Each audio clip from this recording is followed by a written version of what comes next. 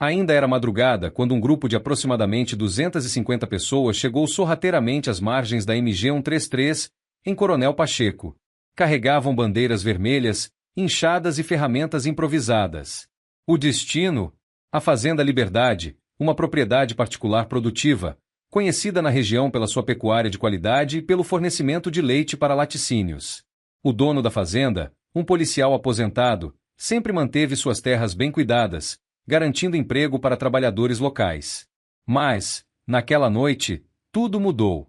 O grupo do MST, sem aviso, cruzou as cercas, fincou barracas ao lado do ribeirão e tomou posse da terra como se fosse deles. Ao amanhecer, os caseiros e funcionários da fazenda se depararam com a cena: barracas espalhadas, fumaça de fogueiras e dezenas de estranhos ocupando o que, até poucas horas antes, era uma propriedade privada em pleno funcionamento.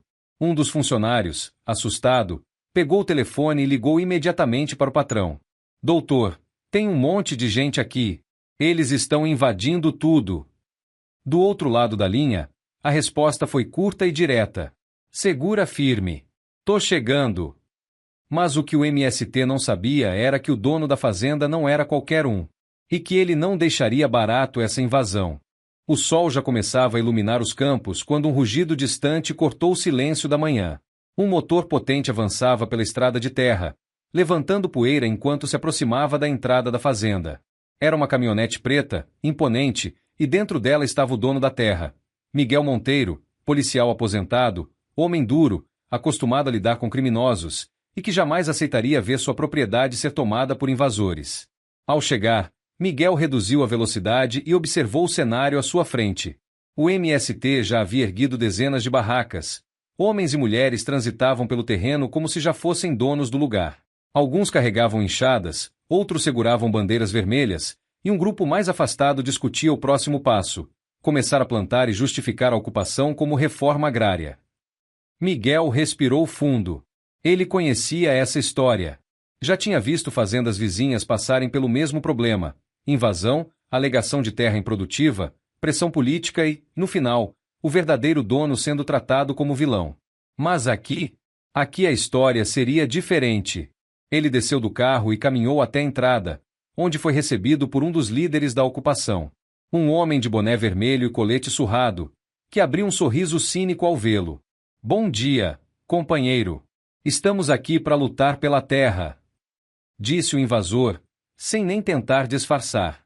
Miguel cruzou os braços, analisando cada detalhe. Ele conhecia suas terras, sua produção, seus funcionários. Sabia que aquele discurso de terra improdutiva era uma farsa. Aqui tinha gado, milho, leite indo direto para os laticínios. O MST só queria um pretexto para justificar a invasão. Mas havia algo que eles não sabiam. Miguel não estava sozinho. Ele olhou para o invasor e respondeu, frio e firme: vocês têm exatamente 5 minutos para sair da minha propriedade. Ou vão sair do jeito difícil. O homem deu uma risada debochada. E se a gente não sair? Miguel pegou o celular, discou um número e disse apenas 3 palavras. Hora de agir. Do outro lado da linha, alguém respondeu. Entendido. A situação estava prestes a mudar. Os invasores se entreolharam, tentando decifrar o que Miguel queria dizer. Alguns ficaram desconfiados, outros riram, achando que o fazendeiro estava blefando. Mas o silêncio foi rapidamente quebrado pelo som de motores se aproximando. Eram várias caminhonetes e motos, todas vindo na direção da fazenda. O líder da ocupação franziu a testa. Que barulho é esse? Os veículos entraram no terreno com firmeza, levantando poeira e fazendo os invasores recuarem alguns passos. Os primeiros a descer foram funcionários da fazenda, homens acostumados ao trabalho duro e que não estavam nada satisfeitos com aquela situação. Atrás deles, alguns vizinhos fazendeiros, amigos de Miguel, gente que já havia sofrido com invasões e não pretendia deixar a história se repetir. O líder do MST deu um passo à frente, tentando manter a pose. Não adianta intimidar, companheiro. Aqui tem trabalhador de verdade. A gente vai ficar. Miguel sorriu de canto. Ele esperava exatamente aquela reação. Com um aceno de cabeça, um dos funcionários puxou um envelope e entregou nas mãos do invasor. Era um documento do INCRA, provando que a fazenda era produtiva e legalmente registrada. Isso aqui destrói qualquer argumento que vocês tenham. Agora vocês estão oficialmente cometendo um crime, disse Miguel, mantendo a calma. Mas os invasores não estavam interessados em papel. Eles precisavam da ocupação para gerar repercussão e pressão política. E foi aí que cometeram o erro fatal. Um grupo mais exaltado começou a avançar em direção aos fazendeiros, gritando palavras de ordem e tentando cercá-los. Só que dessa vez, não encontraram gente acuada. Miguel ergueu a voz. Todo mundo grava. Quero tudo registrado. Os funcionários e fazendeiros puxaram os celulares e começaram a filmar. Agora, cada ameaça, cada agressão, cada movimento dos invasores estava sendo documentado. A tensão aumentava a cada segundo. E Miguel sabia que era questão de tempo até as autoridades entrarem em cena. A tensão pairava no ar. O grupo do MST percebia que algo estava fora do esperado. Eles estavam acostumados a invadir terras sem resistência, apostando que os proprietários se sentiriam intimidados e que a mídia os trataria como trabalhadores lutando por justiça. Mas ali, na Fazenda Liberdade, o cenário era diferente. Os celulares dos funcionários e dos fazendeiros registravam tudo: as ameaças, os gritos, a tentativa de intimidação. Em poucos minutos, as imagens já circulavam em grupos de produtores rurais e chegavam a políticos que defendiam a propriedade privada. O líder da ocupação começava a perder o controle do grupo. Alguns invasores estavam visivelmente nervosos, percebendo que a estratégia não estava funcionando. Isso aqui vai acabar mal pra gente, murmurou um dos ocupantes. Mas a resposta veio de forma ainda mais intensa. Sirenes começaram a ecoar ao longe. Miguel cruzou os braços e lançou um olhar direto para o líder do MST. A brincadeira acabou. 3 viaturas da polícia surgiram na estrada de terra. Vieram acelerando até a entrada da fazenda, fazendo poeira subir e os invasores recuarem. Os agentes desceram armados e com postura firme. Um dos policiais se dirigiu a Miguel. Fazendeiro Miguel Monteiro? Sou eu. Aqui estão os documentos que provam a legalidade da minha propriedade. O policial pegou os papéis, analisou rapidamente e confirmou a autenticidade. Em seguida, virou-se para os invasores, agora muito menos confiantes do que antes. Quem é o responsável pelo grupo? O líder hesitou. Pela primeira vez, pareceu perceber que havia subestimado a situação. Nós estamos aqui reivindicando terra improdutiva, é um direito. O policial ergueu uma sobrancelha. Direito? Você tem algum documento que te autoriza a tomar essa terra? O homem ficou em silêncio. É o que eu pensei. A tensão atingia seu ápice. E a paciência da polícia estava se esgotando. O silêncio entre os invasores já dizia tudo. O plano do MST de simplesmente ocupar a fazenda e forçar um confronto midiático tinha saído pela culatra. A polícia estava ali, os celulares continuavam gravando, e os argumentos deles não resistiam à realidade. A fazenda era produtiva, os documentos estavam em dia, e agora eles eram os criminosos da história. O policial deu um passo à frente e, com uma voz firme, deixou claro o que ia acontecer. Vocês estão em uma propriedade privada, sem autorização, e isso configura invasão de terras. Tem 2 opções: ou saem por conta própria agora, ou vão sair escoltados e devidamente identificados. Os invasores começaram a cochichar entre si. A situação fugia do controle. Eles estavam acostumados a donos de terra acuados, intimidados pelo medo de represálias jurídicas ou da mídia. Mas Miguel Monteiro era diferente. O fazendeiro caminhou devagar até o líder do MST e, olhando diretamente nos olhos dele, lançou a última cartada. Se eu fosse você, começava a correr. O líder do MST apertou os punhos, furioso. Mas ele não era burro. A essa altura, já entendia que insistir significava cadeia. E quando os policiais começaram a se aproximar para uma possível detenção, o primeiro invasor cedeu. Vamos embora!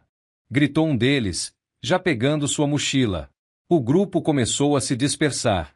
O que antes era um ajuntamento revolucionário virou uma debandada desorganizada. Alguns tentaram manter o discurso, reclamando e xingando, mas a verdade era clara. Tinham perdido. Enquanto isso, os fazendeiros e funcionários filmavam tudo, garantindo que as imagens mostrassem exatamente quem era quem naquela situação.